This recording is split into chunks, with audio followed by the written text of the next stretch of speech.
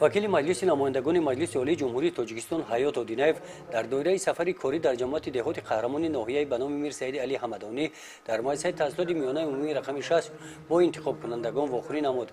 در اینجا آمد نزد آموزگاران، ساکنان دهات و اهل جماعتچی جماعت دهات وکیل مجلس نمایندگان مجلس عالی جمهوری تاجیکستان اوید پیام پرزیدنت جمهوری تاجیکستان درباره سمت‌های سیاست داخلی و خارجی جمهوری تاجیکستان نزد انتخاب کنندگانش برآمد کرد. حیات ادینایف قید نمود که حکومت مملکت همه امکانیت‌ها را برای تجدید و بنیاد انفراستراکچور اقتصادی و اجتماعی، وارد نمودن تکنولوژی‌ها و زمان، حل مسائل وابسته به ساحه آب و انرژتیک، مخصوصاً استفاده منبع‌های انرژی برقرار شونده و تطبیق اقتصادیات ثبت، فراهم آوردن فضای مساعد برای سرمایه‌گذاری و صاحبکاری، رشد بخش خصوصی و تامین ولایت قانون سفربر کرده است.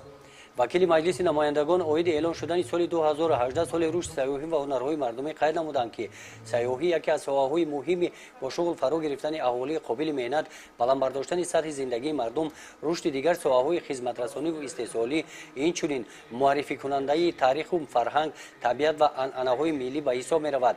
برای رشد این ساحه در ناحیه میر سید علی حمدانی همه شرایط‌ها مهیا میباشند. خوشبختانه طوری که مشاهده می‌گردد بسیاری از هنرهای مردمی از نو احیا گشته ایستادند.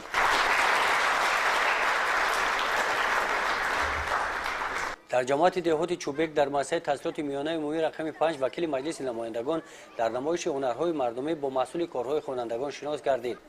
وکیل مجلس نمایندگان نزد طالب علمان اوید قانون جمهوری تاجیکستان درباره مسئولیت پدر و مادر در تعلیم و تربیت فرزند ماهیت قبول این قانون صحبت نمود. قید کرد که حکومت مملکت به مسئله تعلیم و تربیت افضلیت بیشتر داده سطح صفت تعلیم را در همه زمینه‌ها بهتر نموده ایستاده است.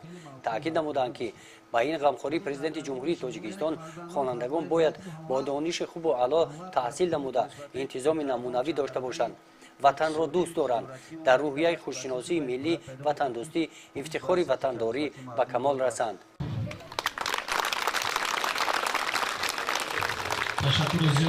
حیات ادینایف تاکید نمودند که امروز تمام ساکنان ناحیه برای در سطح بلند جشن گرفتن 30 سالگی استقلالیت جمهوری تاجیکستان آمادگی دیده در این سمت سهم ارزنده خود را می‌گذارند.